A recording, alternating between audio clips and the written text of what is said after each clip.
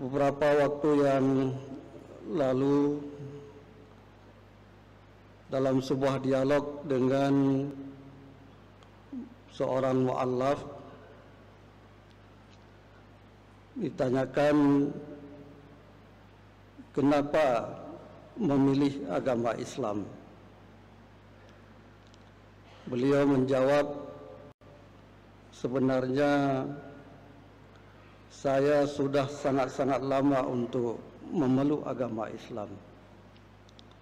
Senang saja saya mendengar nama Islam, apalagi mendengar lantunan azan yang merdu, kemudian mendengarkan bacaan-bacaan Al-Quran yang sangat merdu. Seakan-akan katanya, saya ketika mendengarkan azan, mendengarkan bacaan Al-Quran, pikiran saya itu menjadi tenang.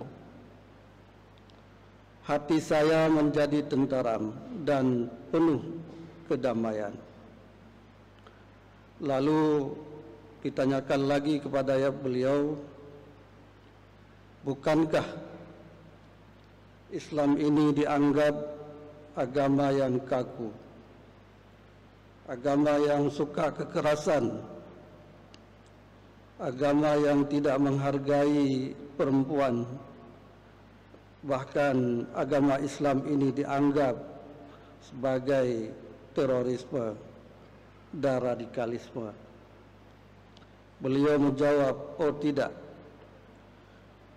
ya, saya tidak mendapatkan itu. Bahkan saya justru dengan Islam ini saya merasa damai. Persaudaraan dalam Islam ini sangat tinggi. Ukhuwah Islamiyah ini sangat tinggi. Sehingga saya menjadi tenang dan aman ketika saya masuk Islam ini.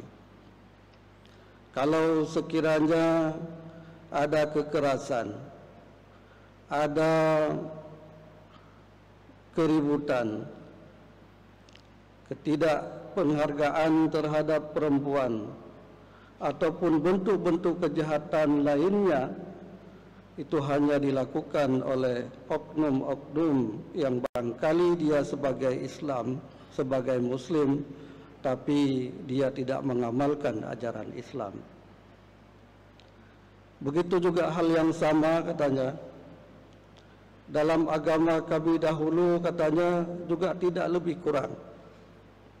Kekerasan, penghargaan terhadap perempuan yang kurang, terjadinya berbagai kejahatan, itu juga tidak kurang dari apa yang terjadi dalam agama Islam. Sidang jamaah yang dirahmati Allah, tentu dari secuil dialog ini kita dapat memahami bahwa Islam, bahwa kita sebagai orang Islam, sebagai Muslim, tentunya keislaman kita itu bukan dari persepsi orang-orang di luar, bukan dugaan-dugaan dari orang luar, apalagi dugaan-dugaan yang tidak baik yang selalu dialamatkan kepada umat Islam, kepada orang-orang Muslim. Tentu sidang jamaah yang dirahmati Allah, Islam ini sebagaimana sering disebutkan adalah agama rahmatan lil alamin. Bagaimana melihat agama Islam sebagai agama rahmatan lil alamin? Tentu sidang jamaah yang dirahmati Allah, tidak cukup bahwa ketika kita mengaku diri sebagai Islam, sebagai Muslim, apalagi yang saat ini tentu cara beragama kita sebagai seorang Muslim, ada yang Islamnya yang sering disebut dengan Islam KTP, sementara amaliah-amaliah Islam tidak dikerjakan. Tentu sidang jamaah yang dirahmati Allah, Islam yang sebenarnya adalah Islam yang ada pada kita, semua sikap, semua tingkah laku, semua tingkah pola dan segala pekerjaan kita itu benar-benar totalitas kita sendiri itu adalah benar-benar kita pahami Islam sebagai rahmatan lil alamin. Makanya dalam surah Al-Baqarah ayat 208 Allah menyebutkan, ya ayyuhallazina amanu dukhulu fis silmi kaffah wa la tattabi'u khutuwatis syaitan innahu lakum aduwwum mubin. Wahai orang-orang yang beriman, masuklah ke dalam Islam secara sempurna. Udkhulu fis silmi kaffah, kemudian wala tattabi'u khutuwatis syaitan, dan jangan kamu mengikuti langkah-langkah syaitan. Innahu lakum aduwwum mubin, sesungguhnya syaitan bagimu adalah musuh yang nyata. Sidang jamaah yang dirahmati Allah, dalam ayat ini Allah meminta kepada kita untuk masuk dalam Islam ini secara kafah. Para ulama sering menerjemahkan bahwa yang dimaksud masuk dalam Islam secara sempurna di sini adalah yaitu bagaimana sikap kepatuhan kita, ketundukan kita, dan kepasrahan kita, yaitu benar-benar ditujukan pada Allah Subhanahu wa Ta'ala. Yang ini juga yang sering kita sebutkan setiap kali kita salat. Inna salati wa nusuki wa mahyaya wa mamati lillahi rabbil alamin. Sesungguhnya salatku, jalan hidupku, dan kehidupanku, matiku itu benar-benar bagi Allah Rabbul Alamin, yaitu Tuhan yang menguasai alam semesta.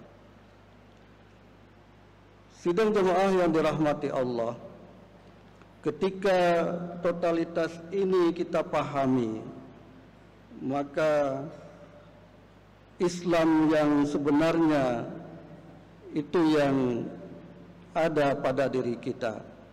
Sehingga ketika semuanya kita arahkan karena Allah Subhanahu wa Ta'ala, tentu juga sidang jamaah yang dirahmati Allah, kita tidak bermaksud ataupun berkeinginan untuk melanggar semua perintah-perintah Allah. Karena yang kita tujukan adalah Allah, dan juga segala larangannya kita juga akan tertahan dengan niat yang kita lakukan tersebut. Makanya dalam ayat yang lain, sidang jamaah yang dirahmati Allah, kuntum khaira ummatin ukhrijat linnasi ta'muruna bil ma'ruf wa tanhauna bil munkar wa tu'minuna billah. Kamu adalah sebaik-baik umat dari golongan manusia untuk melakukan amal ma'ruf, kemudian mencegah dari perbuatan-perbuatan yang mungkar, wa tu'minuna billah, kemudian beriman pada Allah Subhanahu wa Ta'ala. Sidang jamaah yang dirahmati Allah, agama Islam sebagai agama rahmatan lil alamin tentu perintah melakukan amal ma'ruf juga sudah diatur oleh Allah Subhanahu wa Ta'ala dengan aturan-aturan ataupun syariat. Yang tujuan diturunkan syariat itu, sidang jamaah yang dirahmati Allah, adalah untuk kemaslahatan umat manusia. Misalnya Allah Subhanahu wa Ta'ala mengatur dalam bidang muamalah, katakanlah dalam transaksi ekonomi, Allah Subhanahu wa Ta'ala melarang kita untuk melakukan transaksi ekonomi secara tidak benar ataupun yang penuh dengan tipu-tipu. Dalam ayat disebutkan wailul lil mutaffifin, celakalah bagi orang-orang yang mengurangi timbangan. Tentu sidang jamaah yang dirahmati Allah, ketika ini dilarang, tentu dengan larangan ini itu akan menyelamatkan orang lain, akan menyelamatkan lawan dari transaksi kita. Misalnya ketika dalam transaksi ekonomi ini tidak terjadi penipuan, tentu yang lainnya akan bisa bertransaksi dengan baik dan juga akan selamat, termasuk akan selamat hartanya dari penipuan. Begitu juga sidang jamaah yang dirahmati Allah. Allah juga mengatur tentang masalah harta, sehingga dalam masalah harta ini termasuk Allah melarang kita tidak boleh mencuri, dan hukum mencuri tersebut sangat berat, termasuk harus dipotong tangan. Sidang jamaah yang dirahmati Allah, ketika Allah melarang untuk mencuri ataupun mengambil harta orang dengan jalan yang tidak sah, itu sama dengan sidang jamaah yang dirahmati Allah. Allah ingin menyelamatkan harta orang lain dengan bisa berjalan dengan sebaik-baiknya, bisa aman. Ketika pencurian ini tidak terjadi, tentu sidang jamaah yang dirahmati Allah itu akan membuat ketidaknyamanan, tidak hanya bagi orang yang dituju untuk dicuri hartanya, tapi bagi masyarakat umum lainnya, karena khawatir jangan-jangan harta milik saya nanti akan dicuri.